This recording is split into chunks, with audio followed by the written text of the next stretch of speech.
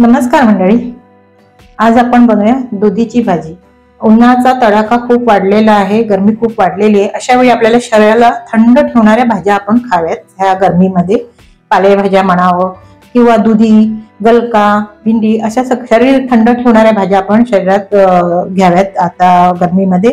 तर मी आज दुधीची भाजी बनवणार आहे। झटपट भाजी कुकर मध्ये बनवणार आहे। त्यासाठी एक छोटासा दुधी घेतलेला आहे आणि अशा मोठ्या फोडी करून घेतलेल्या आहे, सोलून घेतलेला आहे आणि त्याच्या फोडी करून घेतलेल्या आहे। आणि ह्यामध्ये मी घालणार आहे चणा डाळ। ही चणा डाळ एक छोटीशी वाटी घेऊन मी 1-1.5 तास भिजत घातलेली आहे। भिजलेली नसली तरी सुद्धा ती अशीही धुवून स्वच्छ धुवून घातली तरी ती शिजली जाते दुधीमध्ये।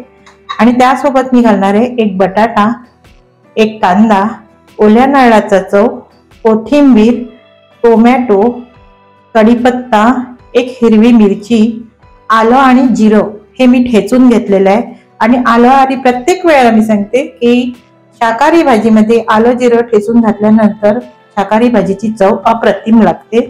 गूळ चव वाढवण्यासाठी ऑप्शनल आहे, आवडत नसेल तर स्किप करू शकता। धणेपूड अर्धा चमचा, गरम मसाला अर्धा चमचा, हळद पाव चमचा, हिंग पाव चमचा, लाल तिखट घरगुती मसाला आहे हा माझा, त्यामध्ये सगळे गरम मसाले आहेत, खडे मसाले। तर हा मी 1 चमचा घेतलेला आहे। मीठ चवीनुसार आणि जवळजवळ 2 पळी एवढं तेल लागणार आहे। इतकं साहित्य ह्या भाजीसाठी लागणार आहे। चला मग कुकर मध्ये मी 2 पळी एवढं तेल घालून घेतलेलं आहे। ही भाजी झटपट बनवायची असेल तर कुकर मध्ये बनवा। सेम पद्धतीने तुम्ही पातेल्यातही बनवू शकता। जशी कुकर मध्ये बनवायची तशी पातेल्यातही बनवू शकता। थोडी 10 मिनिटं अधिक लागतात बस। तेल गरम झालेले, हिंग घालून घ्यायचंय, कढीपत्त्याची पानं, मिरची घालायची, कांदा घालून घ्यायचे, मीठ घालून घ्यायचे, चवीनुसार मीठ पण घालायचे। आता यावर घालायचे ठेचलेलं आलं आणि जिरं। लसूण आवडत असेल तर तुम्ही लसूणही घालू शकता। धणेपूड, हळद, लाल तिखट, गरम मसाला, टोमॅटो, ओला नारळ। तुम्हाला ओला नारळ आवडत नसेल तर तुम्ही स्किप पण करू शकता। परतून घ्यायचे व्यवस्थित। आणि तुम्ही माझ्या चॅनलवर नवीन असाल, माझं चॅनल सबस्क्राईब केलं नसेल तर सबस्क्राईब आणि 1 लाईक आणि 1 कमेंट नक्की करा। भिजवलेली डाळ घालून घ्यायचे। तुम्ही ही डाळ रात्री पण भिजवू शकता। बटाटा घालायचे, दुधी घालायचे,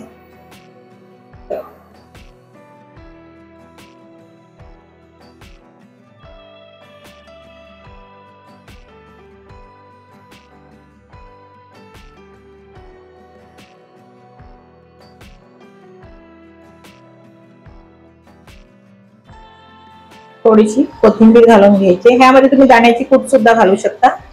आता ह्यामध्ये आपल्याला आपल्या गरजेनुसार थोडंसं पाणी घालून घ्यायचंय, थोडासा रस्सा ठेवायचा आहे यामध्ये, म्हणजे डाळ पण व्यवस्थित शिजली जाते आणि भाजीला रस्सा ठेवला तर चपाती सोबत किंवा भातासोबत खायलाही छान वाटते। आता ह्याला आपल्याला 3 शिट्या काढून घ्यायच्या आणि मी 1 कप 1 वाटी म्हणजे पाणी घालून घेतलं। जितका आपल्याला रस्सा हवा तितका, थोडासा जास्त नाही पण थोडासा रस्सा ठेवल्याने भाजीला टेस्ट पण वाढते।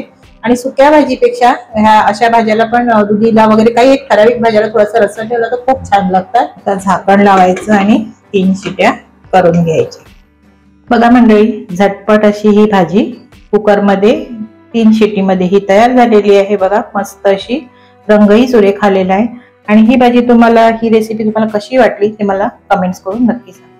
बघा, मस्त अशी ही आपली हरभऱ्याची डाळ, चणा डाळ भाजी आपली तयार आहे। ही भाजी तुम्ही चपाती, भाकरी, भात सोबत खाऊ शकता।